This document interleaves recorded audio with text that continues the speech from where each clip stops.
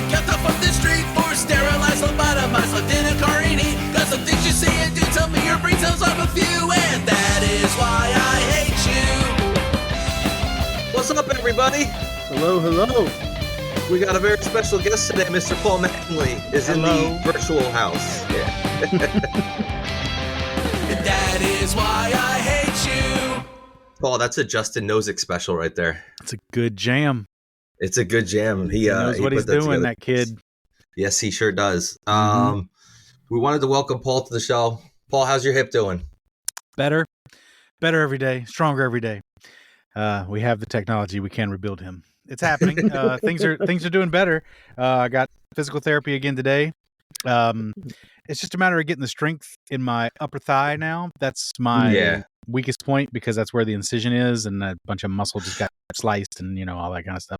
Yeah, that makes sense. It's coming back. Everything else is good. I mean, it's so much less pain than it was. So.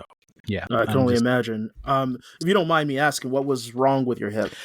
It had degenerated completely. Called they said end stage arthritis. Basically, what was going on was I had a bone malformation that over the years had just eroded all the what do you call it? The cushion in there, cartilage, the cartilage in there, yeah, to where it was just bone on bone, and it had just been grinding to the point where it was just a mess, and so there was no space in the joint at all. It was just constant and incredible pain for the last 4 months. But like think 3 years of pain. 4 months, last 4 months I couldn't move, so it was getting awful. I think on ICS, I think you said it was like dust. Basically, yeah, they were really surprised when they got in there and took a look at like what the hell are you doing moving on what this? Exactly was going on. Yeah, you got titanium in there now. Titanium, right? Baby. Yeah, that's the real stuff. Rihanna ordered. Mm-hmm. Just short of adamantium. Yeah. Tell me how when Matt was just like, "Oh yeah, Paul's going to be on the show," and he's been telling me to listen to Ice Cream Social constantly, but whenever people tell me to listen to stuff or watch stuff, I stupidly just go, "Yeah, I'm not going to do that." And so I went into research. I wanted to get to know, how you were and everything. And the first thing that popped up was just like, "Oh, so I got my hip replaced." I'm like, that's terrifying. like that was my introduction to Paul. Yeah. That part's terrifying. This is a weird chapter in my life. Things have been in a state of upheaval for the last couple years here. Had to move out to Pennsylvania from Vegas. It's been good. I've got a house. I've got a super nerd basement now. Things are on the mend. But the basement is amazing. Yeah, I've had a lot of crazy lives in this one little life. But now that my hip is better, I'm hoping a new chapter can start. So yeah, it was a little terrifying, but honestly, the pain was so intense at that point. I was just like, just cut me, do whatever you got to do. Yeah. Thankfully, they finally did. As a man of size, I was dismissed out of hand. The first hip guy I went to, he was just like, "Meh, go lose some weight." I'm like, "Go lose weight." Yep. Yeah, I'm gonna murder you, motherfucker. Answer.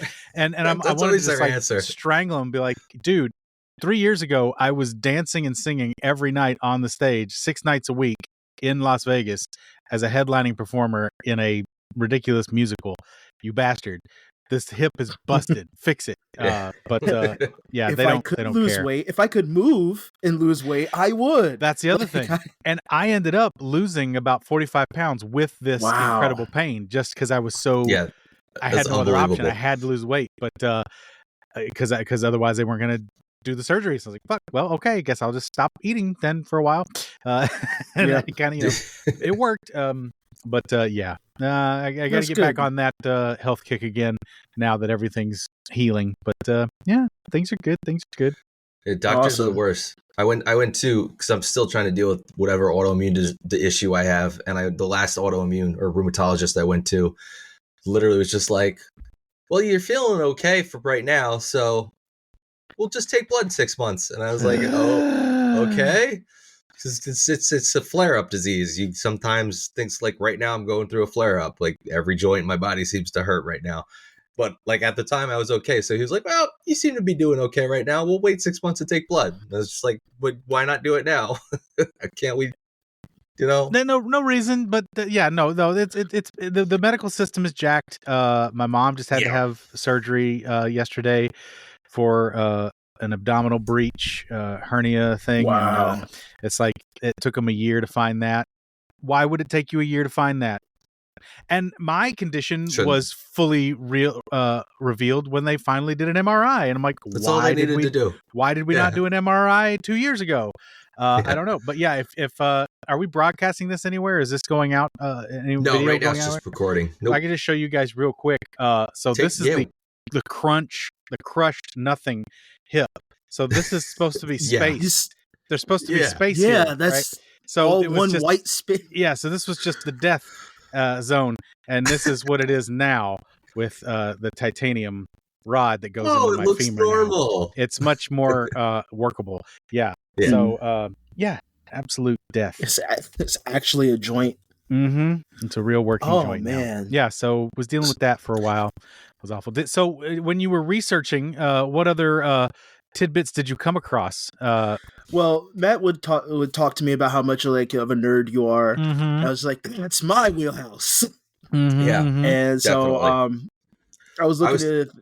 Oh, go on. I was telling Joaquin ahead of time. This is an opportunity for you to nerd out with us, since on Ice Cream Social you typically are. I get stifled. You get stifled a little bit. I get stifled. Those boys can't handle my. They say shut the fuck up. They can't get on my level.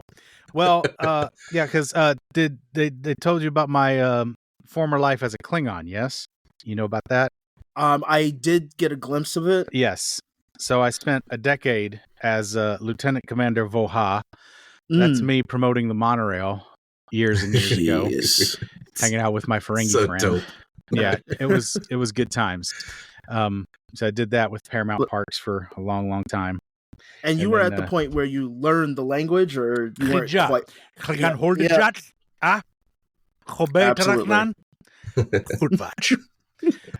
Yeah, I can hang in a Klingon bar. I know how to sing Klingon opera and all that jazz. That was my gimmick. I was the Klingon opera singer. And of course, I spoke very differently when in character. So if you met Voha, you would not know it was me, necessarily outside of my gear. Would not realize who I am, what I do for the Empire, what I would not give for the honor of Kalis, and the eternal reward in Stavokor. Okay, Joaquin, shift gears from Star Trek to Star Wars now. I love both. Which are you? Would you fall more on the Wars camp? So as a child, I grew up with Star Trek: The Next Generation. Yeah, me too. So Picard was my dude. Mm-hmm. But then I was just my best friend at the time was into Star Wars. Okay. And so I had to kind of get into it just to appease him. And I was like, Boba Fett, that's my dude. That's my dude. That's the character I like. But as time went on, just Star Wars was more prevalent for me. Mm-hmm. Instead of space subs, it was just genie wizards shooting lasers at each other. But I spend time, I'm more of a D&D nerd, but my son totally gets into Star Wars. Okay. So obviously I'm going to fall into whatever my son falls into. Of course. Because I want him to be interested in whatever he's interested in. And he's watched every single film, and he's had me watch every single film with him. And I started watching this going, Anakin's an ass. And my son, who is 6, went, he got a happy ending. Why did he get a happy ending? He's a bad guy. And went, you know what? As simplistic as that sounds, Anakin, in my opinion, doesn't deserve a redemption arc, quote unquote. And if the one he did get was not, in my opinion, what's the word I'm looking for? Significant enough to just say, oh, I'm sorry, son. I'm glad I didn't kill you. Bleh. He killed a bunch of kids. And I can't get over that. So how do you feel about that? Redeemed on his deathbed? Not much. It's that kind of that last minute make it Pascal's wager with, well, if there's a Jedi heaven, I better say I'm sorry. If you've watched Ahsoka, you know he's in Jedi heaven. Yeah, I guess, but she's also whatever it is. I kind of watched that. Weren't they fighting each other in Jedi limbo for a long time? Yeah, there's I thought that was just a meditation thing she was doing. Yeah, but who knows? The rules are out the window. He was there though. I mean, here's the thing: people want to talk about how George Lucas kept everything the same. Let's be real here. During the episode 1 through 3, we were all saying Lucas doesn't know what the fuck he's doing anymore. Yeah. Everybody turned on Lucas around those 3 films. And I still think he was flying by the seat of his pants from the first film that came out. Of course, yeah. And you could tell when he did when CG became a thing and he was just throwing in shit that didn't need to happen. Jabba the Hutt's size didn't make sense. Why was he talking to Han Solo like in the beginning? The Han shooting first nonsense, which were small things. We grew up with that. That Jabba scene was in the original movie, played by a human actor. A human actor. But, to go in and redo it, just silly. But that's his choice. He can do what he wants. It's his thing. He's an artist. It's his IP. Yeah. It's his IP. I'm not saying he's wrong. What I'm saying is don't treat him like he's some kind of patron saint for making Star Wars. So Star Wars is extremely simplistic. Right. Well, it's, that's the Star Trek. And derivative. Star Trek at its best, it's meant to be allegory for the problems of our modern times. Yes. When the 60s series was all about what was going on in the 60s. Race relations, progressive thought, women's lib, all that kind of thing. Yeah. That was what we were, and that's what made it so great was you could slip some of that under the noses of people who don't understand or would block that kind of messaging. And Star Trek is great for that. Star Wars is myth and legend. And great, fine, awesome. Yeah. We need those heroes' journey tales. We need those kinds of things. But then with the prequels, he started to kind of get his Star Wars and his Star Trek.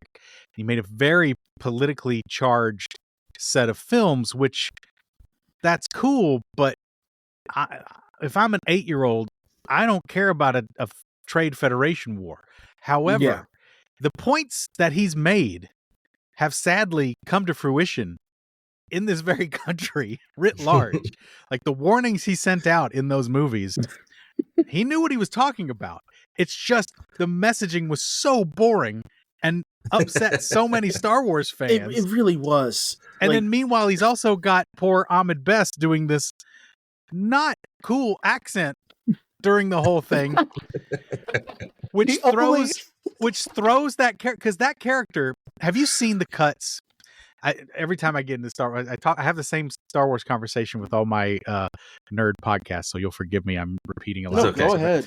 But have you seen the cuts where Jar Jar is mouthing words that other characters are saying during the scenes? Have you seen those? Yes. Right. So yes, he was clearly Sith influenced, at least had some dark stuff going on, right?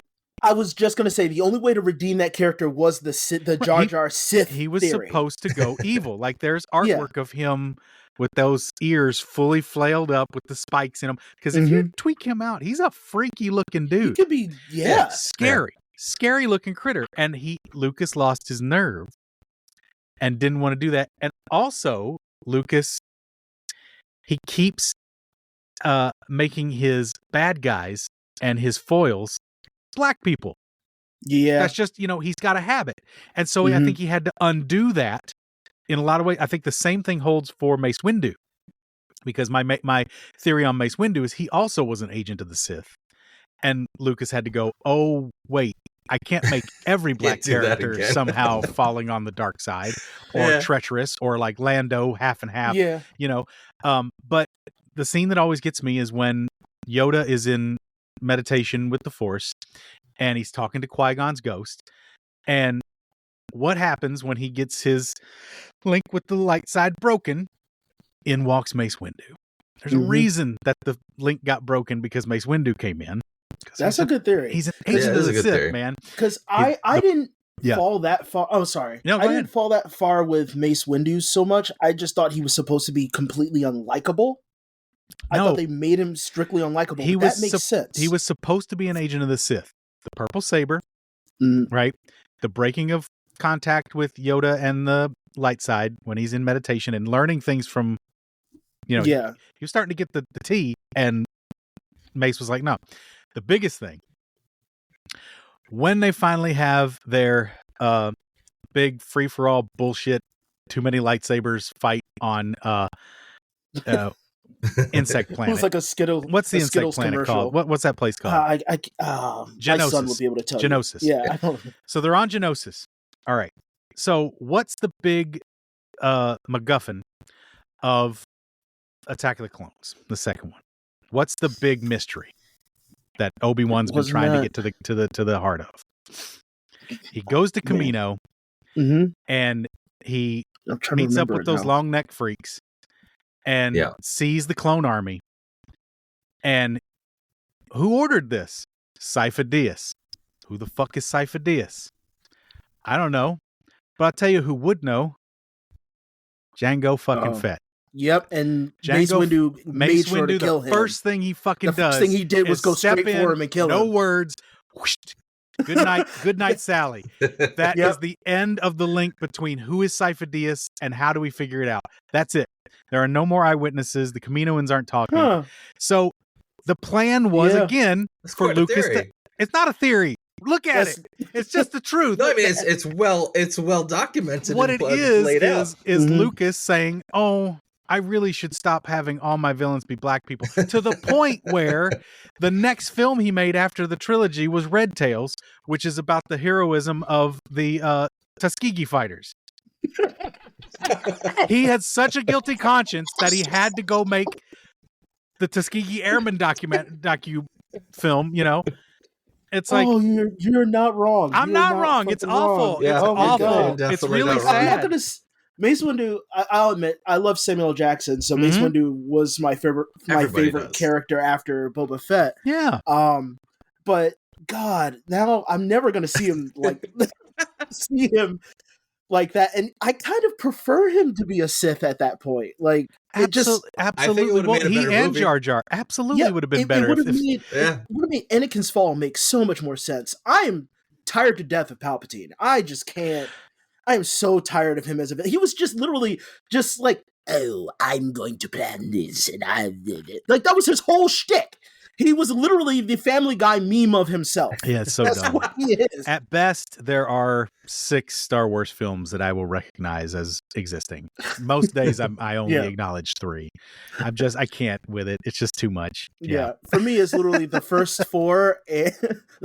Episode 4, 5, 6, and Rogue One are the only Star Wars films I love. I hate Rogue One. I love Rogue One. Joaquin and I have had this discussion, and I know you've had this discussion on the podcast as well, that you hate it. Joaquin and I both love Rogue One and think it's possibly the best Star Wars film. Yeah. And I know you hate it. Anything that has to do with the Skywalker family, personally. Like, that's part of it. That's part of it. To do with it. I mean, as much as I hate Rogue One, I never screamed at a screen more. I didn't see Rise of Skywalker until it was on home video. I got the DVD just to complete my, physical collection. Right. I watched that screaming at my television the entire time. I've never been so upset. It's terrible. It's so bad. It's unwatchable. Yeah, and it's not a bad Star Wars movie. It's a bad movie. Yeah, there's a riff tracks. There's a riff tracks for it, and I started it up one day, and I was like, I can't even. You can't even watch the riff tracks. As much as a riff track fan, I just can't do this again to myself. So I hate this movie so much. So stupid. My son, Rogue One. I think just for me, again, it's the dark. Everything's just so grim dark. Too dark. I get it. And that's not Star Wars, and I get it. That's true. And I didn't like Casio Keyboard. I think he's a whack character. I've never liked him. He can fucking take a hike. You know what? Like, I can get why somebody who likes Star Wars wouldn't like it. As I said, Star Wars wasn't my thing, so I do like it because I like seeing the war aspect of it. Mm-hmm. I think I liked it because it was a grim dark. It was a grim dark, different type of movie, and it was a side tale. So I don't It's not connected to like the big wizard battle thing. But Rise of Skywalker, which is that name is so funny to me because like all Skywalkers are dead. You can say in name only. That's like let's just be real here. But I guess Ben is sort of a Skywalker by proxy. Yeah, he dies too, though. Yeah. No. He literally falls. Well, at the end, at the end he did die. Yeah, that's so dumb. I don't even hardly remember. But there's the one ability I can't reconcile it in my head, despite how silly Star Wars can be, and that is the forced teleportation of things. I can't reconcile, like, I'm holding this thing and now I bring it to you because we're connected through the holocron or whatever. Teleporting, like actual, They were teleporting she teleported her lightsaber to Ben during the fight. Yeah. And they were like, and you thought that they were just communicating telepathically, but they actually, in some way, were kind of physically together. Because he snatched her cloak, or she snatched his somehow. I'm like, this is going to be a really stupid Deus Ex Machina. And then the next movie comes out, and that's exactly what it was. Well, it wasn't used. It didn't have any other significance other than being itself. That was precisely one of the major issues I had with the prequels when, within the first 10 minutes, we see Qui-Gon and Obi-Wan zipping through that ship at breakneck speed. It's like, oh, you guys can do that. That's cool. All right, let's see some more cool Oh, you're never going to do that again. Never. Ever. And like, just for that. Like the Mr. Plinkett reviews puts that just totally in the perspective when they're doing the fight at the 100%. End. It's like the shield pops up. It's like, oh, so you're not going to use your force speed to go get to your friend. You're not going to go. That in the video game. You could have got to your friend. Oh, dude, don't even get me started with the games. That episode 3 game is better than any of those fucking movies. Did you play that one through when you're playing as Anakin and you go to the Jedi Temple and wreck shit? Did you play that sequence, dude? Everything. Dude, you tear down the fucking statues. You slam that librarian across her life. It's like, yeah, that's a lot better than just looking at a bunch of younglings and going, flick, think I'm going to dice you. It's like, yo, have him tear down the wall. That moment in the movie, in the game, I was like, why is this not in the film? This is so symbolic, and he's literally tearing down Jedi history. He's breaking down, because the Jedi are a broken the thing is, they are villains too. Right. They are a corrupted religion, an old, they're outdated, way too fanatical. Right. Exactly. And so why they didn't do that instead? No, they have him go murder babies. It's like, yo, he could murder the babies inadvertently by tearing down the whole thing, but it's just weird choices. They wanted to establish how evil Anakin became, but it's like, but you don't understand. Now that you establish how evil he is, no matter what the fuck you say or do about him, he is that gross. Well, it's old save the cat logic, right? It's old save the cat logic. You can't kill the dog and then expect anyone to, give a shit about your movie for the rest of the time. That even goes to what's that movie? Anchorman. You guys have seen Anchorman, right? Yeah, I love Anchorman. You remember when Jack Black pops in on the bridge as the biker? Yeah, grabs the dog, Baxter, and punts him. What happens at the end of the movie? What happens at the very end of the movie? The dog's fine. The dog Baxter comes running at the end of the zoo fight. He goes, "Oh, Baxter, Baxter!" One of my favorite parts of any movie. I promise you. Here's the thing: that was not in the original cut. No. It was the ending of Dodgeball. That was the same. It was not in the original cut, and that's the thing. The dog didn't come back in the original movie, and people hated the fucking movie. Yeah. You can't do that. You can't let your characters, even the villain characters, you can't let them be that I love vile. Stories like that. It poisons the whole thing. Absolutely right. I'm playing The Last of Us 2 again now, and I'm remembering the controversy when that came out, where you have to kill the dogs, and people were like flipping the fuck out about it. Again, I don't give a shit about that. I've been killing dogs in video games for years. That's just always been a thing. Play Resident Evil. It's just what it is. Yeah, exactly. Yeah. But my thing is, Ellie, the main character of The Last of Us 2, is a reprehensible piece of shit, and they want you to feel bad for.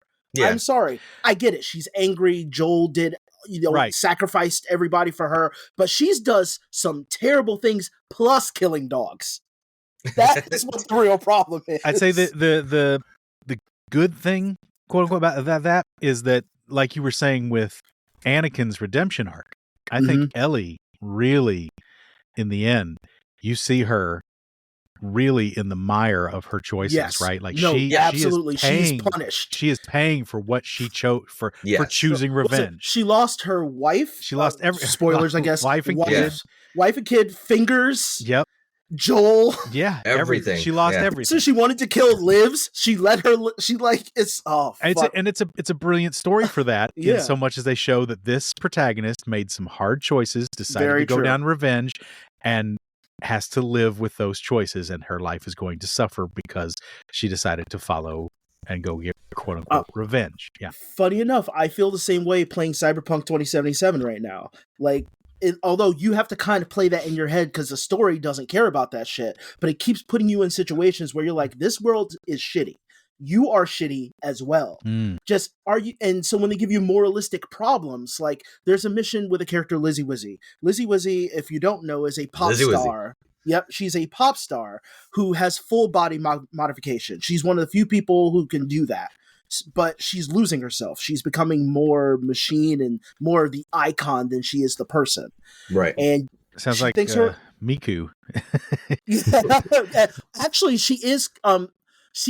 I guess they took the inspiration of Miku because again, Cyberpunk has existed for years, right. like as a way tabletop. Before that, yeah. Mm-hmm. Right. And Lizzie Wizzy was a thing.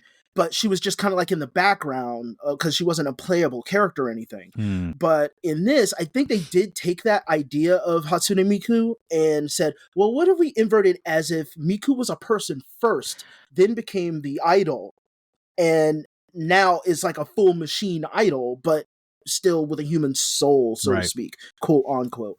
And so, quote unquote, I don't know how it's said. Anyway, so she hires you because she's like, my boyfriend / manager might be cheating on me, and you get sparks of her like being kind of weird about it and talking to you like a person, and then being really flippant about you even being in her presence. And so you have a choice. You find out he's not trying to have her killed, and he's not cheating on her. He's trying to have her copied, and he's afraid of that she's going nuts. So he wants essentially her personality copied to an engram and to move it over or to have it tested. And so obviously, so her career can last forever because she just gets put into a new body and whatnot. But that's without her consent. Well, you finish the mission, you could choose to tell her the truth or to say, yeah, he's cheating on you. And if you say he's cheating, if you say that he's cheating, she leaves and that's it. You don't see anymore. I want more story. So I said, I told you the truth. Told her the truth. She calls you back. She fucking killed him. And he said, I was afraid she would do this. Essentially, he said that before he died, obviously. But, so now you have a choice to hide the body. You can choose to hide the body, but you can go, what the fuck is wrong with you? You fucking bitch. Just pay me after. I'm just going to go. And you hide the body. And then she's like, yeah, thank you. And you still get another choice to go, you need to get help. Or you can go, yeah, happy to help. Or you like, I don't want to have anything to do with you anymore. Wow. But you're dealing with that moral paradigm constantly throughout the game. Yeah. Not just that situation. It's throughout the entire the second game. Example you've given me now. Yeah. And overall, like, again, this is my second playthrough. The first playthrough, I'm just like, yeah, I'm enjoying the game. But now I'm like, wow, nobody is good. Not a single person is good. Just can I feel that certain characters can be redeemed or not? How far do I push my V into being unredemptive in my own mind? Because you're dying throughout the entire game. From tutorial on, you are dying. The game reminds you you are dying. You'll finish a mission and then your character will collapse and you're just bleeding out of your face. Like you're dying the whole time and all you want to do is either live or feel some kind of redemption. And it's kind of, I like that. But sometimes stories don't feel like properly to that, or the audience doesn't get it because they're too emotionally invested in the character in which they're playing and or watching. To the point that they get mad that the devil's doing bad things. Right. Yeah. And yeah, it's just hearing David Lynch talk about it a little bit too, about just how in a lot of ways, movies and TV don't have to make sense. Life doesn't make sense. It's like you can leave some ambiguity on the table, but I prefer it. But I do have a hard time getting into just protagonists who have no redeeming qualities whatsoever. It's just that's what happened with Anakin. It's just like I like when we watch the original trilogy, you see the arc in Darth Vader. He gets he dies, and he says, "I messed up. Do better than me, son. Good luck." Yeah, that's satisfying. But then when they fill in all the backstory and you know all the craziness, and you're like, oh boy. and you know what? I would have been fine if he, said "be better than me" and died. But no, they show his ghost after. I'm sorry, no. He gets so much fucking respect that he goes back to being his young version. Right. They changed him for some fucking reason. They changed him from the original actor to the other guy. Yeah, it was weird. And I'm sorry, we didn't do that with Obi-Wan. No. And I'm sorry, that actor hated the movie. Right. And Hugh McGregor's been Obi-Wan way longer, and I'm sorry, doing a better job at being Obi-Wan. It doesn't make any sense. Star Wars doesn't make any sense anymore. That's the thing. So you got to just enjoy it for what it is, to a point. Lucas was very lucky. He had surrounded himself with brilliant creatives, and the happy accidents that led to Empire, with Mark Hamill being injured, that led to having to have reasons why his face is all jacked up, which added to the story, which gave him the whole Hoth thing, which, all these different little, mistakes, the second film was very difficult. And, you learn as an artist that if it's too easy or you have too many choices, you get screwed up. Mm-hmm. There have to be, I always use the metaphor of Mortal Kombat versus Killer Instinct. You'll recall in some Killer Instinct levels, you can just keep walking backwards in an eternal loop, right? Yep. Yeah. Joaquin loves Mortal Kombat. Right, and you could just in Killer Instinct, you could just keep walking backwards and never get in combat, right? You could let the timer run out, right? But in Street Fighter, there's a wall. Street Fighter Mortal Kombat, you have to hit the wall. There's a wall. And your characters can actually even interact with that wall, some of them, right? So having boundaries on your art leads to more innovative stuff. Chun-Li would never be able to do a wall jump if you could continually walk away to evade your opponent. But the fact that there are stuff like that, my friend Kay Cannon, that was her big quote, was attack the brackets. That was one of her improv things. Like, hit the very edges of what is possible for your character in a scene. Make sure you're going to those extremes, because that's where the action is. So attack the brackets always. And if you're not pushing for that kind of interesting stuff, you're just twiddling your thumbs. You're just walking away until the timer runs out. It's like, man. Exactly. And I feel like, and I've mentioned earlier in our podcast that the money and access gets rid of those boundaries, and sometimes you lose the plot. Well, that's just it. And I feel like George Lucas did that. Yeah, had limitless, and limitless to the point where even he distrusted his own vision. And just redid everything by the second movie and third movies in that prequel. It was just sad. That really hurt, because people are starting to say that the prequels are good now, and I'm just like, well, it's just like you grew up with it. They were good if you were 5. It's nostalgia. Yes, nostalgia. Like you understand that they are objectively not great. I saw Phantom Menace 7 times in the theater as an adult, as a 20-something-year-old man. Watched that 7 times, just certain that there was something there I was missing, and nope. There's nothing. Look, those prequels, they put me to sleep. Again, I've seen them with my son recently. I can't. Yeah. Especially like the fights are cool. The choreography is beautiful, I guess. But Sith fight is just so. There's no heart in it. There's Who cares? When you got Obi-Wan and Vader for real facing off in 4 for what? 3 minutes tops, you feel something, Yep. The way that all played out. My son that's his comfort. Like, he'll literally go to that ending fight every night because he has a half an hour before he has to go to bed. Yeah. He can't play games or anything, and he'll watch the fight, and then he'll have me recite it with him and try to play fight with me on Mustafar. Reenacting. Yep, the Mustafar fight. Yes. He was like, okay, you're Obi-Wan. You're going to hold like this. You're going to do this. And then I'm going to jump. And he makes me do the Anakin accent. Ground. Anakin, I have high ground. I hate you. You underestimate my power. I can see him doing this with you. He will correct me if I get it wrong, because I have dad brain. I'm barely I'm only invested because you're invested.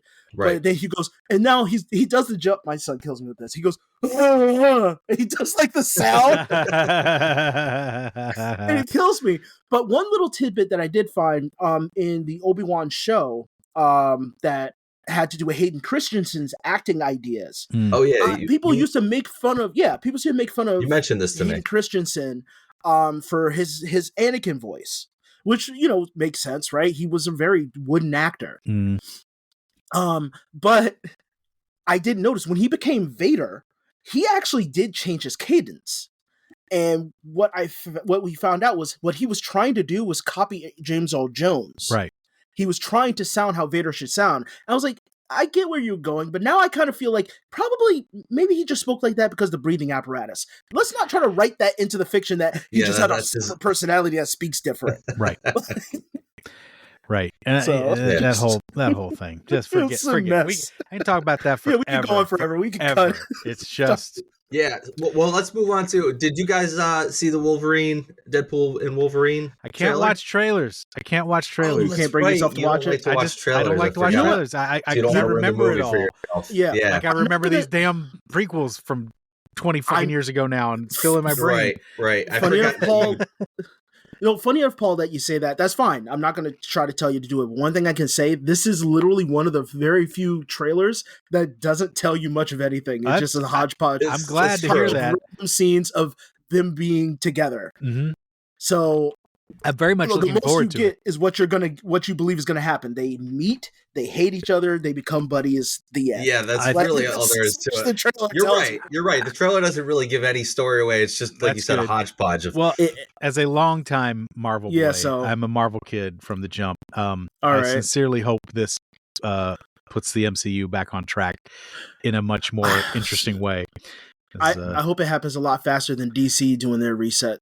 Well, I mean, we're not even. You know what? As much as Marvel's had, as much as really upset, as much as Marvel's had some missteps, DC just fucked. Come on. DC didn't know what they were doing in the beginning. Warner Brothers fucks up every IP they touch. Yeah. And what they did was like they tried to copy the Marvel model, but they didn't want to dedicate themselves 100% to that. It's right. Like, don't fucking copy the model. Go at your own pace. But they didn't do that. Well, last time I checked, Bruce Timm and Tim Burton are both alive and making things. Yep. Yeah. Why didn't trust Bruce Timm to helm some live action stuff? Blows my mind. Wasn't Bruce Timm doing Beware the Batman? There's supposed to be a new Batman show that was supposed to come out, and it's still in hiatus. Yeah, because it was supposed to be out recently. They're trying to kill it. Yeah, they probably will before it's all said and done. They'll probably tax right off that thing. It's gonna kill me. Oh. Like the Warner Brothers fucking kills and ruins everything. Yeah, that Zaslav bastard. He's not good. Not good. Now there's a fucking Anakin redemption story we need. He needs to get his on his fucking yacht. Yeah. Speaking of, Paul, I did tell you I was going to try to get some ICS style sponsors. Oh, and I did get a couple. I got one from Galactic President Scooper Star McScoops a lot. Mm-hmm. And one from him was Dave's DC Universe Disaster Diner. Perfect. Hey, what's going on? It's me, Dave. Dave's DC Disaster Universe Disaster Diner. Come on in. We got a special today. It's the Shazam plate. It's just a pile of shit. That's all it is. Just a pile of shit on a dish. You can eat it if you want. Go ahead. I don't care. Yeah. We also got the Black Adam. That's shit in a cup of coffee because you actually had something you might want, and then somebody just put shit in it. Yeah, it's actually the Rock shit right in your cup of coffee. The Rock took a shit in your cup of coffee. Do we just sit on these piles of shit, or you can do what you want? I don't care what you do. I don't give a shit. You're gonna eat it. I know you're gonna eat it. You're a DC fanboy. Bon appetit. But it's mostly shit. It's mostly shit. So just know that. Also, we got the Zack Snyder special. That's a peanut butter and jelly sandwich with, you guessed it, lots and lots of shit. Yeah, it's something really good that everybody loves. That how can you fuck up the Justice League, right? That's as American as apple pie. Oh, let's just put shit all over it. And as a matter of fact, don't worry about it. Let's make it black and white. Let's make it black and white so you don't even know what part of the shit you're eating. You have to wait jelly? 3 hours. 3 hours for your meal to show up. That's right. Yeah. 3 hours. It's all coming out cold. This is the worst dining experience I've ever had. Well, then you're at the right place. 5 stars on Yelp. Oh my god, that was fantastic. DC, it was good. DC's bad, man. See, now I'm gonna go into another tirade, because I'm a internal Batman fan. That's my dad and I's thing. Like that's how I bonded with my father. And I was just like, you motherfuckers, you had a simple thing you could have done. Your Man of Steel movie, I don't care if people liked it or not. You had your Man of Steel movie. Or not. Wonder Woman handles the past, Batman handles like the 90s. Right. So you have your old Batman, and you don't have to tell it in chronological order. And then if you want to have your Batman have your Batman have the non-kill rule, something happens, Batman kills villain, and then the next film, like they had it. They had a perfect thing they could have done, and they just were trying to catch up where Marvel was doing shit for so long that you were never going to catch up with them. Right. Marvel was doing so. And the big thing about Marvel that they got right is they trusted and paid people and creatives who had come up with storylines for decades in the comic books. Yeah. Yep. And in DC, they didn't trust their source material. And they tried to make everything super grimdark and weird. And what's his name's got some weird... Zack Snyder's got some weird ideas about entertainment, man. Yeah, Zack's like, I used to defend him a lot, but fastball. Yeah, he's lost his fastball. And the same holds true with Star Wars, especially after Disney bought out the whole thing. Yeah. They had on a silver platter, if they had gone with the extended universe stuff, and all they did was just change stuff around enough to not pay people, and and they fucked everything, because essentially Kylo Ren and what's her name? What's her? Rey Palpatine. Rey. Yeah, Kylo Ren and Rey are essentially Jace and Jana Solo, the twins. Yes, from the extended that's universe. Exactly it. That's who they were supposed to be, and they just twisted it enough so that it's just like with the Matrix sequels. Instead of getting sued by the original creator of all that IP, they're like, "Oh, let's fuck it up," so that it can't be proved that we stole all these ideas. I actually love the fact that they did that. Like, I will never watch Matrix 4, but I love the fact that the Wachowski said, "Fuck it, we're just fucking it, we're destroying it." I mean, they really took it to the next level. They killed their darling. But that first movie is brilliant. But then you find out that they pretty much stole all that from another woman. It's like, oh shit, Jesus Christ! I don't know. I'm excited for Deadpool and Wolverine. I have a man crush on Hugh Jackman. I love Logan. He's just thought perfect. that was fantastic. Fucking Wolverine's the best. And even tall Wolverine, I like him. Yeah, I'm excited to see a Wolverine that. And in Logan, they let it. It was rated R, so it was a little loose. But I'm excited to see a Wolverine that's more just grumpy. That's Wolverine and yes, just a normal Wolverine, like just grumpy asshole, cursing. Just. My only gripe from the trailers, I do have one gripe, and it's literally just nitpicking, and that's simply when they showed Wolverine, being Wolverine in his Wolverine outfit, his shoulder pads are missing. That I just like, that's so 90s. But that the shoulder pads are so 90s, but I fucking want the shoulder pads. In like the original shots that they leaked out, though, didn't he have the shoulder pads on? Yes. Oh, that's weird. Yeah. He has long sleeves and shoulder pads. He might have them before it's all over. Well, no, he has long sleeves and shoulder pads. But people are like, you know what? Why are people bitching about Wolverine not being super hairy? I'm sorry, there's just small things. I'm just waiting for people to bitch more and more about that. No, I'm just waiting for it. People are excited to finally see him in yellow. People are happy to see him in yellow. I think at this point, everyone associates Hugh Jackman with Wolverine so deeply. He's been Wolverine for 24 years. So I don't think people care that it's not necessarily comic. Right. I remember I was a child. Yeah. And he was Wolverine. Right. Yeah, you were really young. That's fucking insane. Yeah. He's been Wolverine for that long. I know. Only Aussies can exist that long. It's amazing he's doing shit like that. He's been able to take all that HGH for all these years. And exactly, right? And just not deteriorate. He doesn't need a new hip or anything. Yeah. He's a better man than me. Strong. Well, I'm excited because I think they'll probably do, again, like I said, if they're smart, and I think they are. I think Ryan Reynolds has a good head on his shoulders as far as absolutely cubbing stuff from the actual MCU comic book sources. There's a moment in one of these Wolverine books. I can't recall which one it was. It wasn't terribly long ago. I have the book somewhere. It might have been New X-Men. I can't remember what it was. It might have been a What If, but Wolverine gets burned up. It was Wolverine versus Punisher, where Punisher shoots his face off.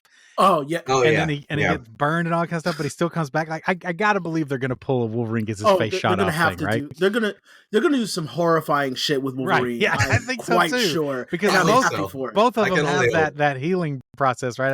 I think before it's over, they're both gonna be just limp skeletons of goo, and they're gonna regenerate. It's gonna be really funny. I hope so. I hope so. what I'm hoping for, which won't happen, but I'm really hoping for, is that since they're doing all this time travel shit, that they travel into or universal travel, not even just time travel, that they end up traveling to the Origins universe. They see their other selves, and they have a full on fight, and then it gets cut off before it their ends. Origins first.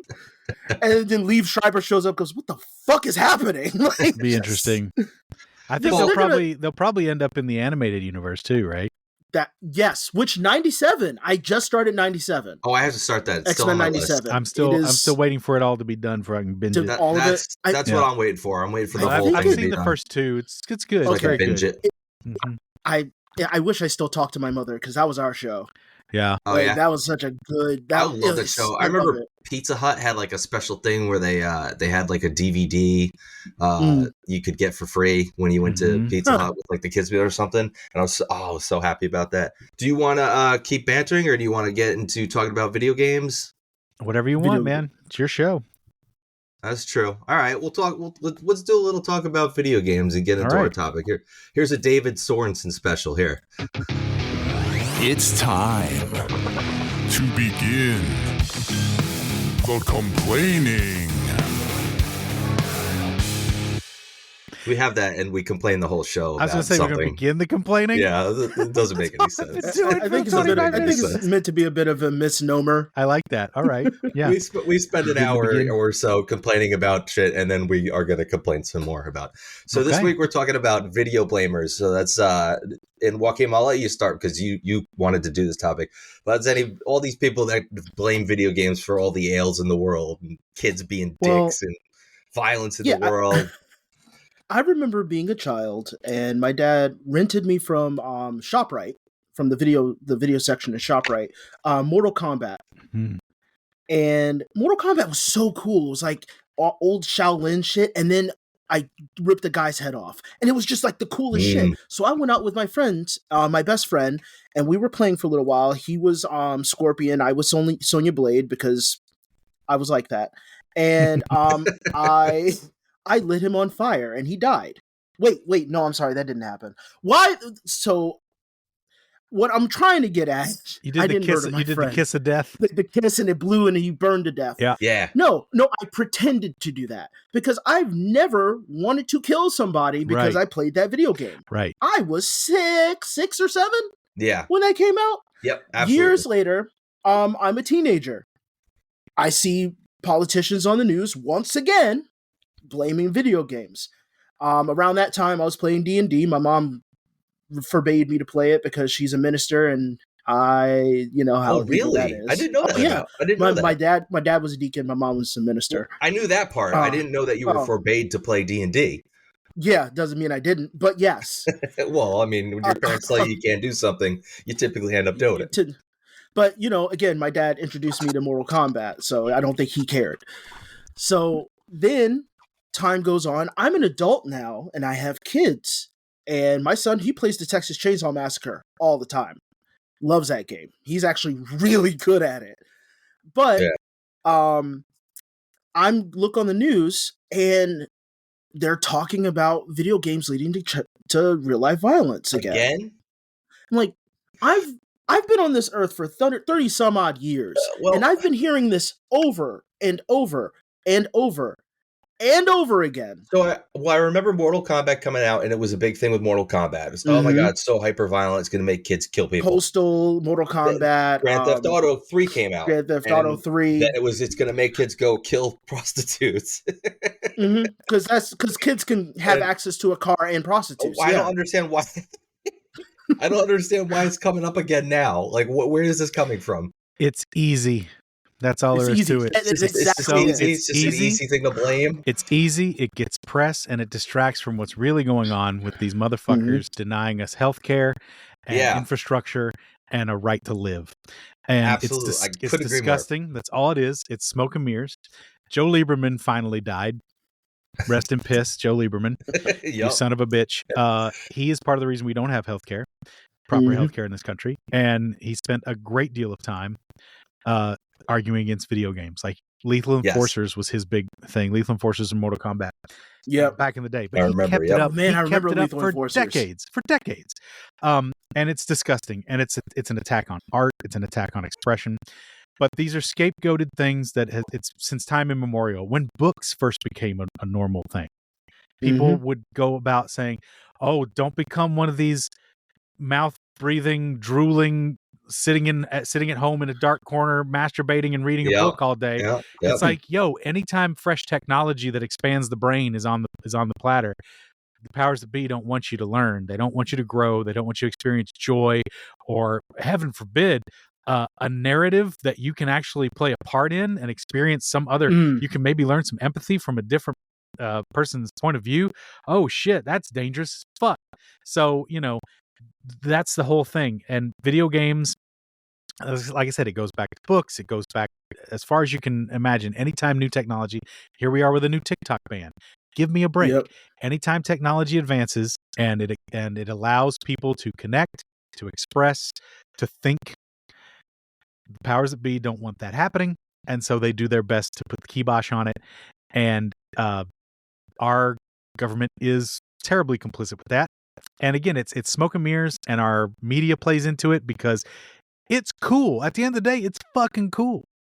You want to sell a magazine? Put something cool from Mortal Kombat with the head getting ripped off. Yeah, like, absolutely. That's amazing. I got to look at it. Even if they hate it, they want to see it.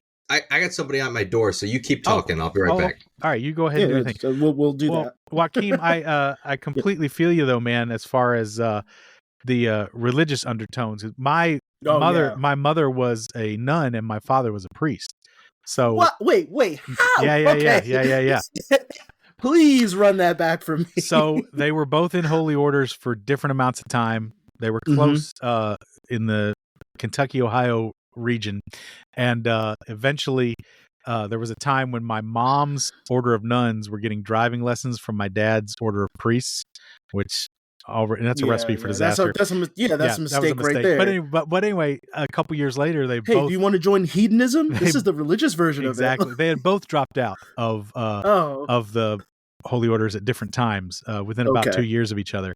And then I guess back then there was a lot more people in the faith, and so or in the holy orders, and so they published these books, these little zines about who's in, who's out.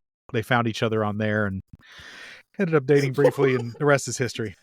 Oh, I remember her. Wow. I'm not talking about your mom's ass or anything. That's but exactly. I remember the ass on that. That's exactly what it is. Yeah. Let's call her up. I came back at the wrong time.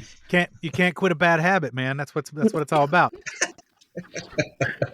We're kind of trauma bonding on having religious parents. Okay, yeah. But I think too, it really does make you aware of like the kind of shit we hear about in church and the kind of terrors they want to use to scare you into worshiping a god. Makes you go, oh yeah, well, this video game sure ain't gonna hurt me. If you think eternal damnation is down the pike, I can certainly pretend rip a guy's spine out and I'm gonna be all right. I haven't turned my wife into a pillar of salt or absolutely dropped frogs on an entire. I haven't told a man nation. To like kill their own child in order to say they believe in me. Thank you. Right. To show their trust and love in me. Yeah. I'm a few ranks above God now as far as moral standing. So I'm all right. I may have drowned hundreds of people at once. Right, or the world, as it were. Right, yeah. No, the entire world. If you've ever played The Sims or SimCity, you've probably done it a few times. Sure, but again, like it's virtual. I'm not hurting a fly. I wish God had just stuck to SimCity. He should have just worked until Will Wright came into existence and then gone, you know what, guys, I'm back here to just let you know I'm going to keep this guy alive for eternity. He's going to make me Sims updates for the rest of all time. Eventually, it's going to be just like you guys. It's going to look just like you guys. The resolution is going to be top notch, so I don't have to keep putting you through this bullshit anymore, and I can just let Flea Blue Blah Blah die out in the cold rain and turn into an urn. It's going to be great. Oh man, because growing up with video, my dad, I think he was more so how I feel about he's more on the religious side, but he's more people are people. We have things we need to enjoy, we need to live life and stuff like that. And my mom was more of the black or white. This is how it is. This is how it should be. And so she would weaponize her lack of understanding of things. Yeah. And I feel like a lot of these people that do that don't even believe in half the shit they're saying. No. So where video games are concerned, like if a lot of these religious institutions that don't believe in video games, but why are you then pushing religious video games when they come out? If you feel like comic books and things are terrible, why is Bible Man a thing? Right. He's terrible in his own right. He's way worse. Yeah. Yeah. But you're exactly right. And their ignorance pushes their fear. But then also you just get right down to it. The whole reason that they went so crazy was because this, and it's proven out, video games make more money than anything. They are the dominant entertainment force. Great addiction. Yeah. So it is an addiction. Absolutely. Let's be real here. Please. But it's a great and powerful addiction. And it's the dominant force. So they want a slice of that money. And that's what the ESRB, that, video games, again, they were smart enough. The producers that were smart enough to go, hey, let's not let the government completely fuck us here. Let's create our own system of managing this a little bit. Let's get ahead of the curve. But it's ultimately they just want more tax money. They want more control over where that money's going, and they just want to tax. They just want a slice of the money. That's it. Army video games would not fucking exist. Oh man. Like joining the military, those video games are a fucking thing. That's the whole thing. All that. It's literally on violence. Training. Like they use them for military training. Yeah. I went through a video game virtual training in basic training. Right. Did you? And the shit was awesome. I mean, it was very low tech, but it was awesome to have this virtual field you're in. But it's still like, the fuck? Like, it's probably better now with like actual VR headsets. Of course. They didn't exist when I went in, or at least they weren't prominent. But God, it was like, well, it's they wouldn't use that if they couldn't appropriate it. They wouldn't demonize it so much if they could fully appropriate it. It's terrifying to see these images from literal modern warfare or modern warfare, and you can't tell which is which. Which is which? Like I've played those games, and it's like, if I'm looking at a thermo image, that could very well be a real, goddamn real. You can't tell the difference. Totally. And I mean, and that's what they're training on. So I can't play certain games like that. Oh like, no, I just trigger you. I zone out. I go to my happy place. Yeah, that's not why I play games. Like I'm playing Balatro right now. That's my current addiction. You guys play Balatro? My friends told me to be Balatro. Oh it looks really good. Highest recommendation. It's like $15. I forget which Scoop was just telling me to play it the other day. I was talking to one of our fellow Scoops. It's so good. Yeah. See, I'm a Souls player. That's the type of frustration I can handle. I can handle that level of frustration. See, that's too much frustration even for me. I can't do it. I play some. What is it? What's the one? It's the side story one. Not Souls. There's a lot of. There's Elden Ring. Bloodborne. Oh, Bloodborne. I love. That was my first. See, that was my first, and that was the one I really tried to dip into. I love. That first room where you're stuck in there with that wolf. That's where I am. Oh, you were supposed to die there. Just let yourself die. Just let yourself die. Like the thing is, the game couldn't get past it, and I was like, I don't even know what's going on. So here's the thing I learned about myself when it was Justin Nozick. He's the one that was telling me to play too. Balatro, dude, it's so fun. The one thing I learned about Souls games, especially people who get frustrated with it, I tell them this every time: is one thing you have to learn is that you have to be okay with losing. And I don't mean like you just lose all the time, because people say get good. That's not the point. Once you start becoming okay with losing, you start experimenting. Once you start experimenting, you learn a lot of shit. My thing is I item hoard. I item hoard like fucking crazy. Yeah. But I realize if I keep doing that, I'm just torturing myself.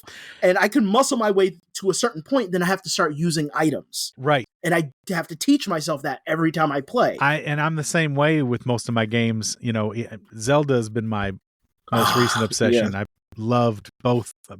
I did like Breath of the Wild better than Tears of the Kingdom. But Paul has a Zelda bathroom in his basement. I do. A Zelda bathroom. Yeah. Oh, Paul, did you see my 3D printed Master Sword? Turned out so cool, man. I know, it's dope, right? Yeah, it is really nice. Putting the wrapping around it, that's the way to go on the hill. I decided that was going to be better than just painting it. I think it's the right move for sure. Yeah. Yeah, so I was obsessed with it, but I'm the same way of like keeping stuff, but you just got to use it, and but you got to get to. But that's the other thing too. I get very much stuck because I'm like, well, if I use this little item now, if I use this jewel now, I won't ever have it again, and maybe I'm using it the wrong time. And what if it's the only time I get it, and I never get another one? The Souls games are notorious for that shit, though. Of just been like, well, you really fucked up there, and you'll never get to use that in the right way. You can't use. You have to play it again. I'm never going to tell you how it was supposed to be used. You'll never know unless you read this volume. So that's a little too much. I refuse to play the Souls games or anything like it. It's too much for me. It's too much for me. I mean, me too. I don't blame people who do. I love to watch it. I have watched lots of Twitch streams I don't want people playing Elden Ring. You know, I don't want to be Sisyphus pushing that rock up the hill. Like, dude, that's exactly. But you're not. Like, again, the endorphin hit that I get after completing a boss that I legitimately thought I could not defeat, right, is way more than just playing a game for me. Yeah, I understand the attraction. I get like a drip free to I can get that. Can't. Playing like Horizon if you want, or like something else. I don't need to like a big baby though. Like, fuck you. I know you want to. I'm married. I am like a big baby. I'm married too. It'll never be with my games. Yeah, and like you play NHL and I can't do that. I can't play online competitive games. That gives me such anxiety. I haven't brought up sports at all because I know neither of you are into sports at all, and I'm only into one sport, but still. My favorite game, honestly, is just browse the eShops. That's really my favorite game now. Just because I buy my stuff cheap. I do not pay full price. I wait for me too. Steam summer sales, deep discounts. Yeah, so that's my favorite thing is just to scoot around and go, oh, broke the $5 mark. I can grab that. Look. For me, the family share, the Steam family share has been a godsend. I've been playing games I never thought I'd be able I've ever played. I'm still console. I should one of these days go back to go into PC Master Race Town, but I haven't yet. So I'm not. I play everything. If it plays a video game, I will play it. Right. Yeah. Like my phone is a major way I play games. Did you get that new emulator? Are you an Apple guy? Did you get that new emulator that they've just put on? I am not an Apple guy. I don't own Apple at all. Smart. Actually, they have an emulator for our Apple products now. Yes. So there was what's it called? Not Diamond, but something like that. I can't remember the name of the app, but they finally allowed it in the App Store just this week because it was driving tons of traffic to a different app store within the thing. Yeah, because people were getting it so they could get all their ROMs and mirrored. Emulation stuff on there. Yeah, that is absolutely good. That's really good. So now it's actually a real thing and it's out there, and Well, here's another side of this video blamers thing, though. So you hear how people are starting to say, especially online, how Gamergate 2.0 is happening. Like they're saying Gamergate's coming back. Like the thing is, I feel like it's only coming back through the sheer force of people saying it's coming back. Like they're just finding any little thing. And mind you, Gamergate. It's the people. There's always videos of people saying, "Well, this is what really happened. This is what," but it's always different shit. Ultimately, I've just put it up as game journalists were being dicks, game consumers are being dicks. Everyone was just flopping dicks everywhere, and nothing got done. That's the way I see the whole situation. Well, the problem with all that Gamergate stuff too, as a person who has been deep into video games for 40 years, deep. It is the fact that this has become the dominant entertainment. So when that happens and it becomes ubiquitous, and all the plebes and everyone from every rank and file of the world comes to play video games, suddenly it's every person, good, ill, or indifferent, that's come to this hobby. And it's just put their opinion in. Yeah, and it's going to, of course, it's going to go to shit, because if you look at the, individuals are wonderful. I like people. I don't like crowds, right? You know what I mean? Like when you get into these Men in Black. Men in Black had the perfect quote. People, a person is smart and intelligent. People are dumb, panicky, and stupid, and they think they know everything. Right. So that's exactly what happens with this art form becoming so ubiquitous and universally loved. Is that we have swung the door wide open to not just hardcore nerds, and there is no stigma attached to playing video games unless imposed by some of these crazies.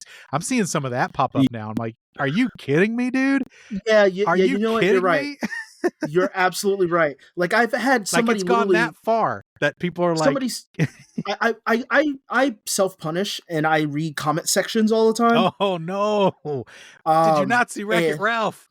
Never read the comments. Read the comment section. Never. No, it's well established for people who listen that they know I can't help it, and sometimes I like to put a little chaos in by being logical.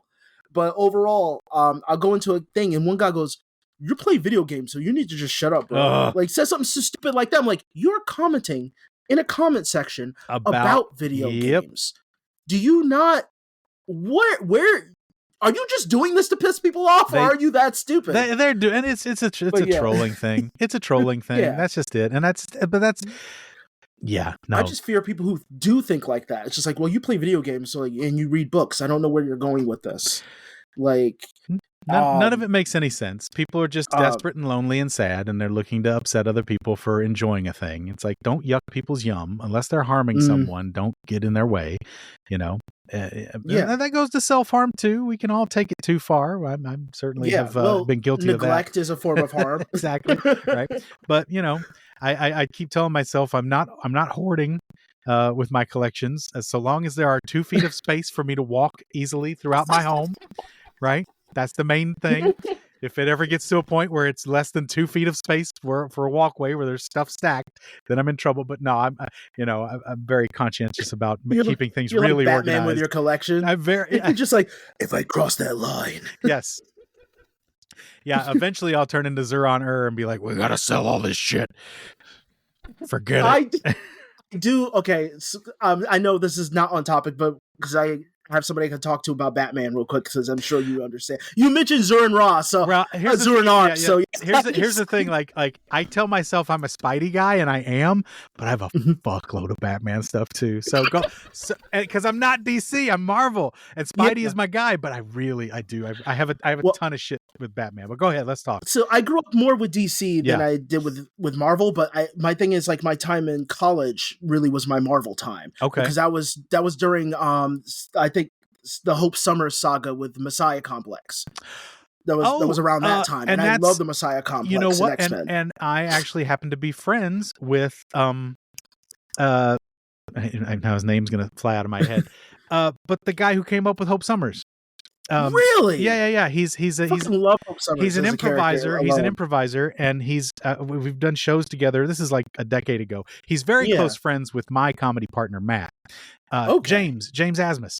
James Asmus. Yeah. Okay. So James, because he writes My Little Pony. He writes a bunch of books. Currently still working.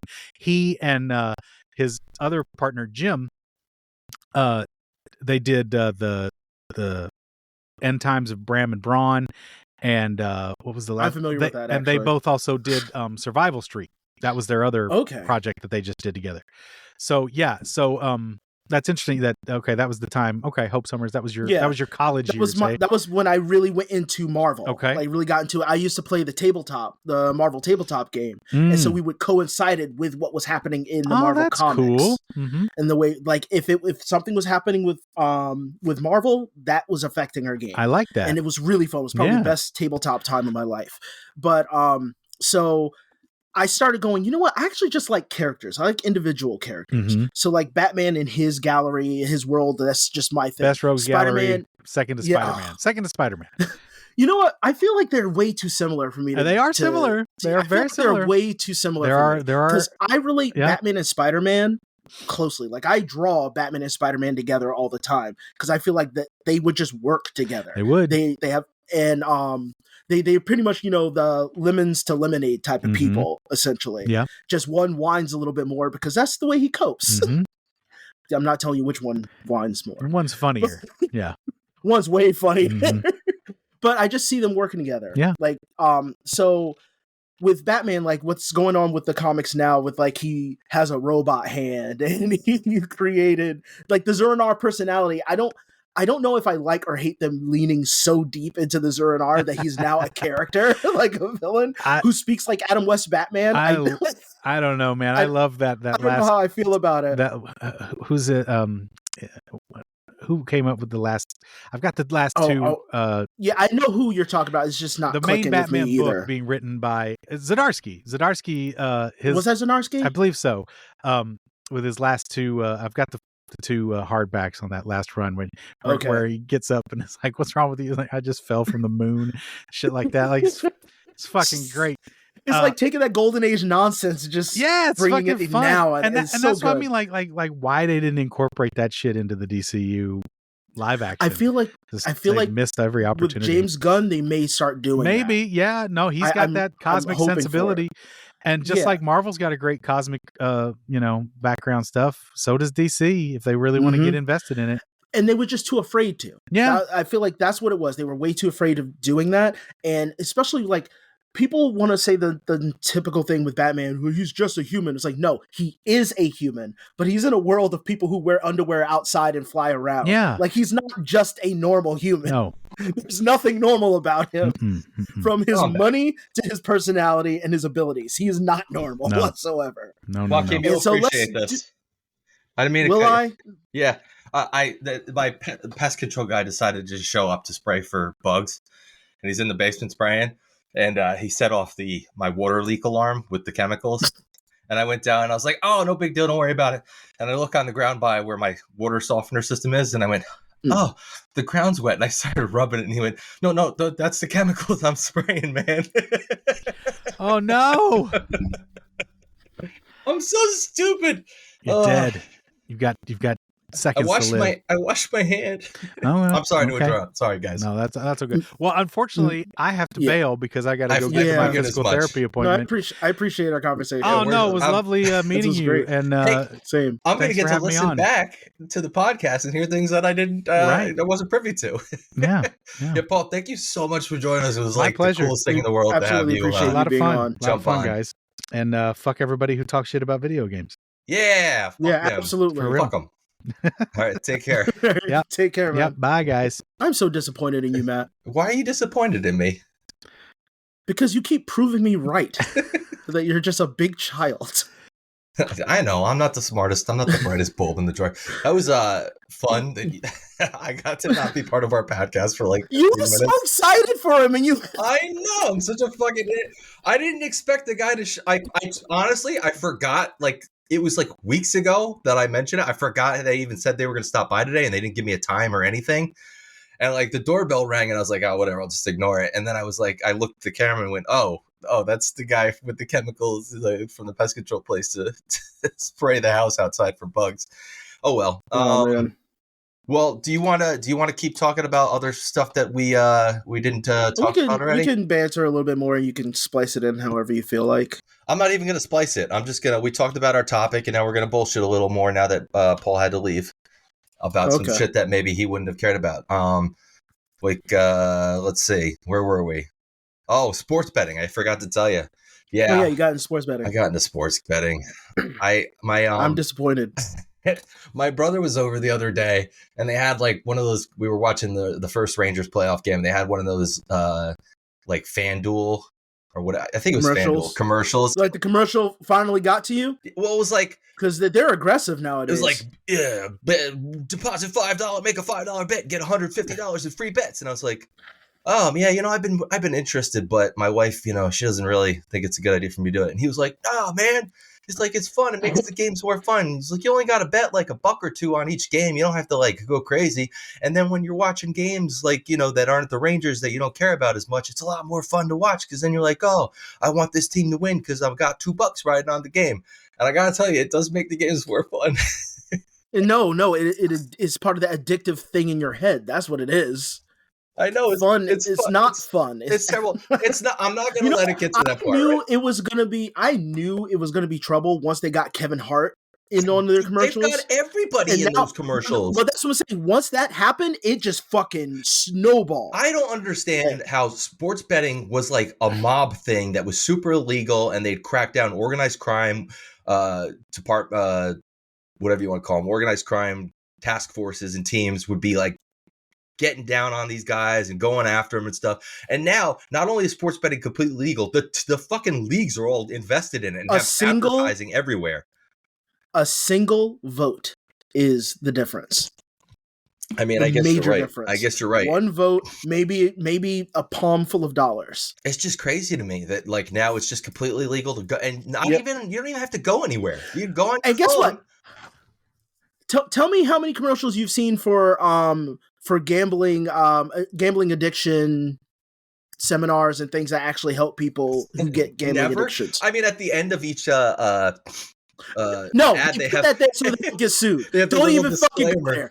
The tiny text at the bottom is like, if you or someone you know has a gambling addiction, call 1-800-QUIT-NEW YORK. And they probably have some asshole that that's it. That's exactly what it is. Yes. Fuck it. I gotta tell you, there was the Colorado Avalanche were playing the Winnipeg Jets, and I put like a couple bucks on the Winnipeg Jets to win, and I put a couple bucks on like somebody to score a goal or something. And like the game while I'm watching, I'm like, yeah, come on, score a goal, come on. But yeah, let's go Winnipeg, let's go. I got $2 riding on this game. Yeah, dude, I am so lucky. My hate for losing money is stronger than my love of making money. Well, here's how I know it's a bad idea, right? I've got like $45-$50 in my account now, and I'm like, wow, I got 45. I only deposited $5, but then I'm like, oh wait, but I had like $150 in free bets I placed, and it netted me $40 or $50. So sure, I only deposited $5 and I have $50, but all those bets I placed were with free money. It was with them. But the thing is, your brain is telling you, oh man, I made money for nothing. Well, here's my plan. You didn't. Here's my plan. Like, you have to use math. No, but here's my plan. I'm going to take that $50 or whatever I made, and I'm going to cash it out. And then I'm going to go to the next sports betting app and use their promo and get another $200 in free bets or something. Thanks for saying that out loud on the internet. Whatever. I don't care. I'm going to do that. And then eventually I'll make like $100 and I'll have an extra $100 in my pocket. I feel you better make sure that they actually let you take out the money that's that related was to from free bets. Yeah, that's a good point. They're like, oh no, you can't take that $50 out, motherfucker. You only deposited $5. You can take $5. And there's usually a minimum, so it's like, well, I want my $5 back. Nope, you need to have at least $20. Fuck this shit. Oh, you're telling me. Not saying this is what it is, but you're telling me I'm not as smart as I think I am. I'm telling you to check. All right, I'm knowing my luck and the way things go. You just got flustered. I know, because I'm realizing now I probably got fucked, and my wife is going to listen to this, and she's going to be like, see, you fucking dumb fuck. I told you so. You know what? Your wife needs to start saying, you need to talk to Joaquin before you do certain things. She's already told me that multiple times. Really? Yeah, she's already told me I need to talk to Joaquin before I make decisions, because you'll tell me that I'm being a fucking moron. But anyway, whatever. I've got like barely any money left in bonus bets now, so I'm using the last of it for the night for a couple more games, and then it'll be gone. And then I'll cash out whatever I got, hopefully, and they won't make me keep it there. And then I'll be like, all right, well, I got to get $100 to cash it out, so I'll just have to place a couple more bets, just a couple more bets, no big deal, nothing, it's not gonna harm me. I don't know. What did you want to talk about with CoffeeZilla and Fresh and Fit? I know you had. Oh, so I know we brought these motherfuckers up before, but I'm just so happy this happening now. Guys. So there's Myron Gaines, who is fit, and Walter Weeks, who is fresh. Oh, they're alpha male podcasters. Yeah, we've talked about them. Red Pill. We talked about them specifically. I think. I think the appropriate phrase is dipshits. I think that's yes. Yeah. I love making fun of Myron and the fact that I feel like if you're closeted. Like, if you're a good person in your closet, you think he's closeted? Just come out. No, I 100% believe he's closeted. I don't care if I'm correct or not. That's what I believe at this point in my life. I'm not saying you're wrong. You can be because very much one with him and Abba and Preach, who are like two other guys who go against like everything they do. Yeah. They talk about how Abba and Preach are gay because they both dance, which in both cases they were dancing with women. But then there's pictures of Myron like hugged up with men shirtless in beds and like just really like compromising pictures. And the thing is like you being gay, there's nothing wrong with it. But if you're closeted, then it's a problem. Like then that is the insult. Like if closeted should be the pejorative.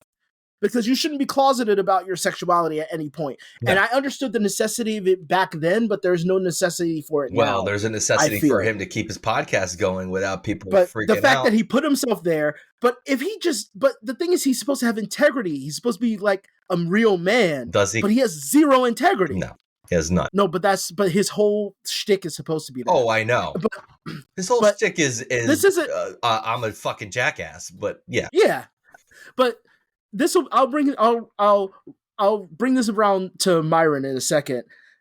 So Walter, who's the dumb one of the two, because I don't think Myron is dumb. I think he's just disingenuous and a piece of shit. And maybe he's smarter than Walter. I won't say that he's not dumb. He is a very dumb man. I gotta remember what they look. So Walter pretty much looks like a burnt puppet of Jack Nicholson. Okay. That's what he looks like. And as a black person, I'm just going to make that joke, as fucked up as that is. I don't give a shit. I fucking hate both of them as people. I think they're terrible. Wait, who's the taller one? Oh, the taller one is Myron. The skinnier, taller one, and the gremlin is Walter. Walter apparently said he got 1,000 bodies. Like everybody called him on that bullshit. One that's most vocal on the show, if I remember correctly. He's the one. Walter doesn't know how to speak. Right. Okay. Like, you know what? True, bro. 1,000 bodies. 1,000 bodies, and that's it. He won't add anything to the conversation. 1,000 bodies. Like he's in his basement, maybe. He's the fucking worst co-host ever. But regardless, so Walter falls in love with this. I'm not the worst co-host. Oh no, not even by far. I feel so good. But Walter, this fucking asshole, he's sleeping with this woman who's possibly a prostitute. We don't know who she was. She is an immigrant from China, and this only has to do with the fact that she is also very superficial. She's like, I don't need no man, but if I'm with a man, he needs to at least be making $1,000 a week or $1,000, or like he has to have $1 million or some shit. Like she's a sugar baby. I don't give a shit what anybody says. I think they met on a sugar baby site. Probably, yeah. So Walter got her pregnant, apparently. Ooh. This is all quote unquote alleged, but he got her pregnant. Is Gizmo gonna come out? Oh God, don't get that baby wet. I promise you, it won't be a good time. But this fucking asshole is now, mind you, they spent all this time, like their own audience were going, she's a prostitute, or she's just using him for exposure, or she's this, she's that, and they were like, no, she isn't, bro. You don't know what you're talking about. You're stupid. You don't know what you're talking about. Now that it all came out that he probably got her pregnant, and she released a recording of them, and he's telling her to get in the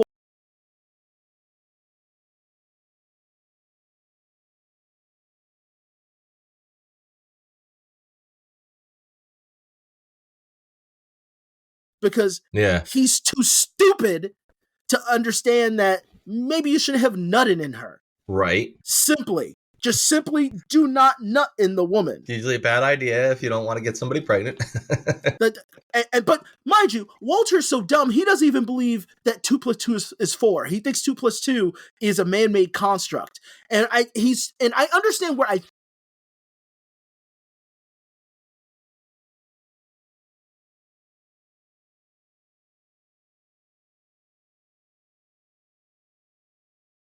equation of two things exists, but he was too stupid to like express that.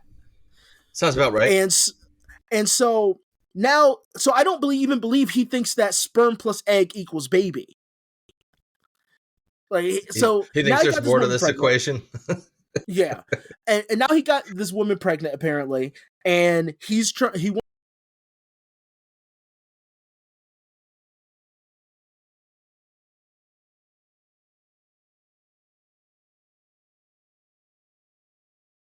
publicity. That's all he's doing. He's just this slick, I think he's from Vegas, lawyer who's also a piece of shit, and he's calling the woman a hoe because they say 403 or 304 or something like that. They call women 304s because it's called upside down, like on a calculator. Because we're doing boobies on a calculator. We're so mature. Yeah, because we're grown ups. Yeah, these men are our age.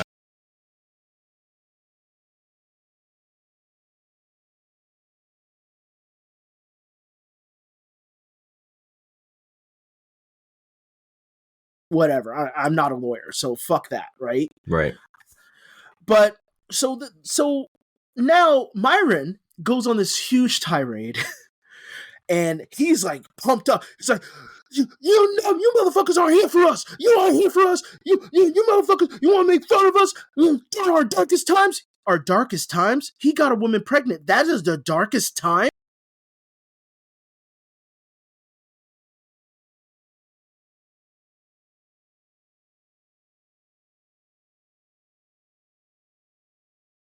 That I'm not loyal to a fault because I take care of mine, because being loyal to a fault doesn't make sense to me. I was like, yeah, because you're too stupid to understand that you literally are proving that you're loyal to a fault.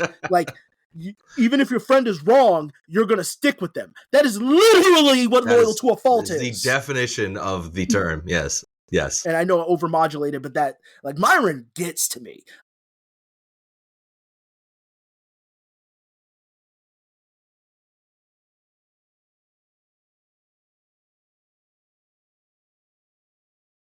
Just in my feed constantly, and I was getting so angry watching the videos and going, oh right, that's what the algorithm wants. It wants me to get angrier and angrier and angrier and angrier, and just keep watching these videos and getting angrier and angrier at all the dumb fucking shit they say. Yeah.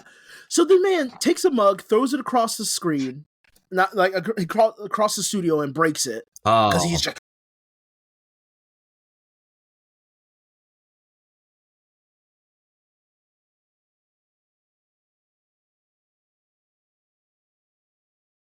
emotions, because having emotions is a woman thing.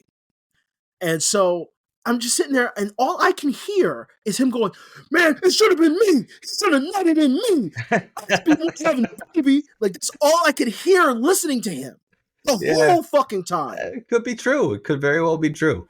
Because the only reason why I can imagine he keeps Walter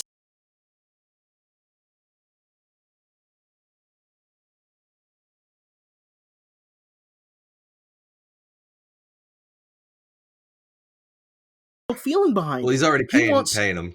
So no, but he's not. But if he's paying him to stay close. But he's not paying him for the emotion. Right. And now he slips himself in by showing, I'm your man. I'm here for you no matter what. It's just me and you versus the world. Let me take my shirt just off. Me and you. You too hot. You uncomfortable. You're uncomfortable. Let me massage your neck. Yeah.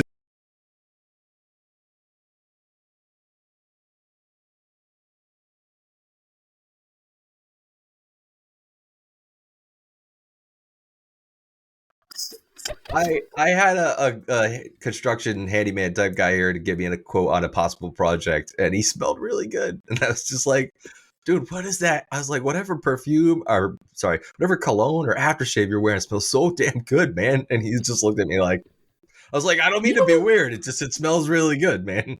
You know what's really funny to me now that you say that?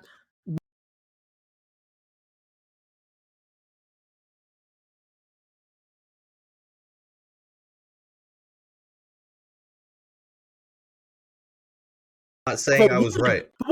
If your wife had said that to that guy, if a woman says it, it's not creepy anymore. No, not at all. And it's just weird. And I'm not trying to make this into a man versus woman thing. I'm literally just making an observation that every time I've ever been told I smell good, it was by a woman. It was never seemed weird. Or I've heard a woman say that to somebody, and it was never seemed weird. But every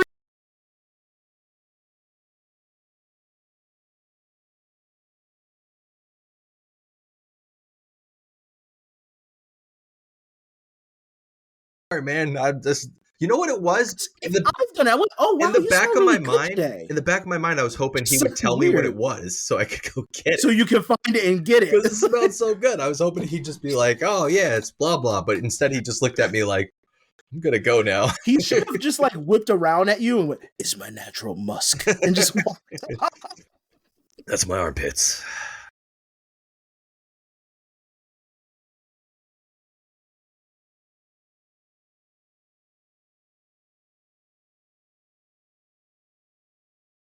Cakes. Rainbows. spraying out. It's like the fuck? It's like I can't remember the name now. The cat. Old Spice? Oh, what? That Nyan cat? Nyan cat. Nyan cat. He lifts his arms up and rainbows just shoot out. Just flying out. Yeah, this is how my life is. Did you see that the Biden signed the TikTok ban into law? I did. I don't care either way. I don't really care either. I noticed I don't really use TikTok at all anymore. Like for a while there, the algorithm killed me. Yeah, I just don't. The algorithm's bad. And like nothing against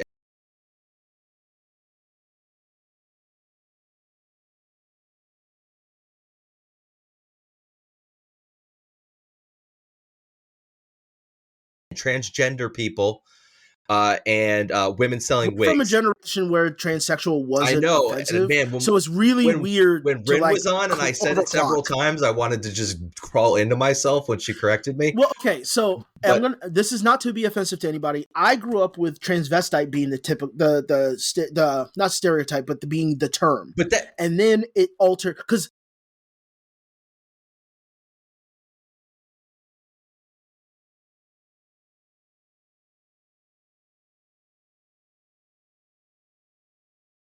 Thinking that was. So I was correct. It was like, no, it's transsexual. Right. Like, oh, okay. And then that's the term. It was college age when I've learned that. That was the term that I thought was used for somebody who was wanted to present as the opposite sex. Yes. Yep. And now the cycle has changed again. Yeah. And it's just like it's my old man brain. Sorry, guys. At this point, it's like we're learning, but.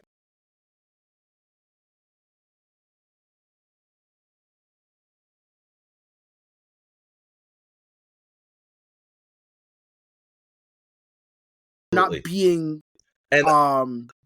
offensive to be offensive, and I don't even take offense because that's not what you're going for. Yeah, and I've had no problem asking her questions that I normally would have thought been not self-conscious about asking because I would think I'm being not even being offensive, insensitive or something, and she's just totally cool with it, has no problem with it. And she'll answer.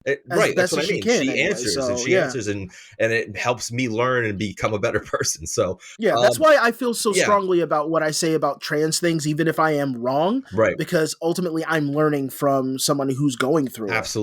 Actively and is willing to talk to me about 100%. And it's a refreshing to have that as something that's available and part of your life. Yeah. But anyway, absolutely. That's basically been what my TikTok algorithm turned into. Yeah. It's I'm not overly interested in any of these topics that you're showing me all the time, so I don't know what happened. So I guess I don't really care either. It's just weird to me the idea that we're gonna ban an app in our country. It is, but one of those things that a president at the end of their term is just fucking signing and putting in a bunch of different things. Yeah. So hell can be broken loose with the new president coming in. Sure. It's the same goddamn bullshit. They're gonna release a bunch of prisoners we're never gonna hear about, and on top of that, always do. Yep, it's the thing. And right now, I feel like the banning of TikTok is a way of grabbing people's attention away from whatever else is done. Because ultimately, just like we were talking about with the video game stuff. Yeah, it's a sacrificial lamb. Speaking of the video game stuff too, we were prepared to talk about this today, and then I saw an article last night that there's been a huge rise in video game addiction lawsuits across the country. Apparently it's a new thing where there's dozens and dozens of lawsuits popping up. Because people are always going to be desperate too. Because I really feel like a lot of it is frivolous. It's sort of like people suing McDonald's for being fat. Well, that's what I mean. How is it any different, really? Yeah, it's not. And the thing is, they're going to fuck because they want to get a step up in life or somehow get a windfall of money. They're going to fuck it up for everybody else and give legs to people who want to ruin our lives. I've talked about it before. When I play, not most games, but when I play NHL, I get a win. I get a big boost of dopamine or oxytocin or whatever the chemical is. Yeah, I think it's oxytocin. I said dopamine earlier too. There's definitely, whichever one, it could be both, I don't know. There's definitely an addictive aspect of it. But again, like you said, it's no different than me going to McDonald's and getting a quarter pounder and getting those goddamn delicious molecules in my mouth that are like fucking heaven and making me want to eat 100 of those. Dude, my wife brought home Girl Scout cookies. Those things have cocaine in them. I can't I don't know how else they could be so delicious. I can't stop eating them. They're so fucking delicious, which is why I think I feel like so shitty lately because I just ate a shit ton of Girl Scout cookies. But I don't get it. Like I bought these, and I don't drink soda. Spice. I fell in love with Coca-Cola Spice. That sounds good. And I don't drink soda. I tried one because I usually like to try their new flavors on, and I give myself a little soda break. Yeah. And I bought a whole case because I was addicted to it. I was like, fuck. That sounds really good. And I think when I leave to get my kids from school, I'm going to go stop and get one now. Yeah, try one. I bought the little cans, and I try to make sure I don't drink more than 2 a day. Yeah. But and once the case is done, I'm done with it. I can't. Yeah, no, I know. But it's what you need to do with video games and shit. Yeah, is literally going, you know what? Fine, I need to stop. It was like, well, it's in our children. Where's the parent? Why aren't you doing anything about it? Well, we also know for a fact that gambling is addictive, and nobody's like out there suing casinos and sports betting companies either. We didn't give a shit when people in Thailand were in video game cafes fucking literally pissing and shitting themselves and dying. Yeah. Like, that was just like, wow, I can't believe somebody sat and played fucking World of Warcraft like that. We spoofed it on South Park and moved on. You know? Like, what the fuck? Really? We're suing over that? So you're just going to ruin other people's lives because you want to you're pretty much crabs in a bucket. You're just going to fuck up everyone else because you want to get a little bit higher to the rim. You're never going to make it over. No, agreed. If you even get your windfall of money, you're going to fucking spend it all because you don't know how to have money like that. It was, they targeted companies including Activision Blizzard, Epic Games, Microsoft, Roblox. Interesting. How are they going to sue Roblox? Nintendo, Take-Two Interactive, and Sony. Games too much. They make their games purposefully addictive as a way to keep people playing and get them to spend a lot of money. Isn't that every product? You're trying to get people to want your product all the time so that they continue to spend money and buy it. So wait, they're blurring the line between with the gambling addiction thing. This happened in, I want to say 2 years ago in Britain or Europe in general, but I think Britain specifically, where I think Ubisoft was sued. I could be completely wrong with that portion, but they were sued because of loot boxes. Because the loot boxes were made, they did the sound specifically, they did the monetization specifically to do what casinos do to kind of hypnotize. That's what they're claiming in this lawsuit. That it's like now you're blurring the line that all video games are doing that. Well, yes, that's what they're claiming. They're talking about like the reward systems in games and stuff, which have been a part of games forever and are part of the reason you play them and progress through a story. Board games, fucking sue board games. I know. Sue everybody who plays. Every family that's been broken into fucking tiny pieces over Monopoly needs to sue Mattel. It's interesting, too, because these lawsuits are across Arkansas, Illinois, Missouri, Florida, and Washington. So it's not like it's one specific, segment of the population or what am I trying to say? It's you're talking about different states. You got blue states and red states in there. So I don't know. I don't know. It just seems stupid. It seems really stupid. One lawsuit states that a 13-year-old's video game addiction has caused physical pain, obesity, and rage. No, the obesity causes physical pain, and your kid has an emotional disorder. Dude, that's so fucking on point. Obesity what are you causes the physical pain, you fucking idiot. How'd the video game cause obesity? I'm pretty sure it was the food that caused obesity. Like, come on, Did you keep buying your kid video games? Because I fucking bet you, if your kid played the same video game, they'd be bored and just not playing. That's the important part there. And I don't know what to do. This is what bothers me. Fucking serious. But this is what bothers me. If we're talking about a 13-year-old, you have parents.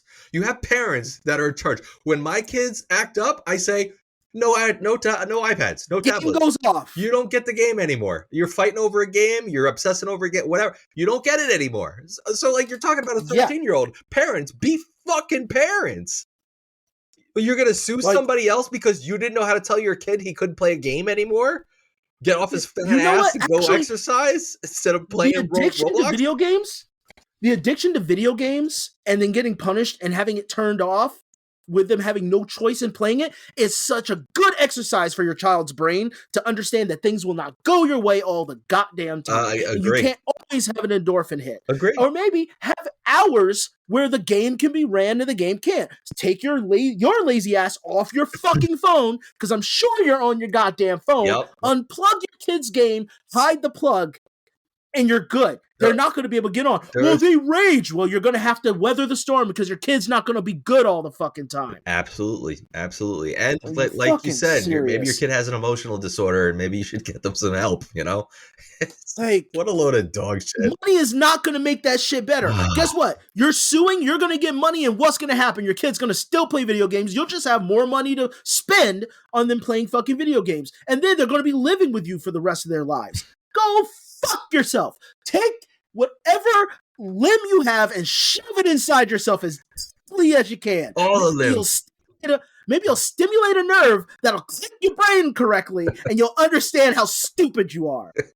God damn. That's what this podcast is all about right there. I think that's a perfect place to end it. Because you just embodied this podcast in that last little bit of wordage. Oh, man. All right, guys. Thank you so much for listening. Thank you, Paul. Yes, the just incomparable Paul Mattingly, one of my favorite people in the world. So happy to actually have some time to talk. I'm a fan now. I'm a fan now. He's awesome. I told you he's awesome. When he did that commercial, I knew that I recognized the voice instantly. I was like, okay. He's so good. He's just such a talented and funny dude. So thank you so much, Paul, for joining us. I hope everybody enjoyed that. As usual, if you want to buy a shirt or you want to send us an email or something like that, you can go to the website. Oh my God, I thought it was glitching because you were saying it as it was playing. I saw your face once I started doing it. I thought something was wrong with it. Or you can just email us, podcast@atiwihy.com. We welcome your emails and your comments. This was a fun episode. I really enjoyed our time just going nuts about shit and talking with Paul. You got anything else to add before we sign off? Vader did not deserve a redemption arc. Yeah, kick it out. I like when we have guests on, and I know we like to do it sparingly, so it's not a regular thing. It becomes a obsession in my mind. Make sure we have somebody every fucking time. It's fun to do. This was a good one. This was a really good one. I enjoyed Paul. We've been fortunate so far with our guests.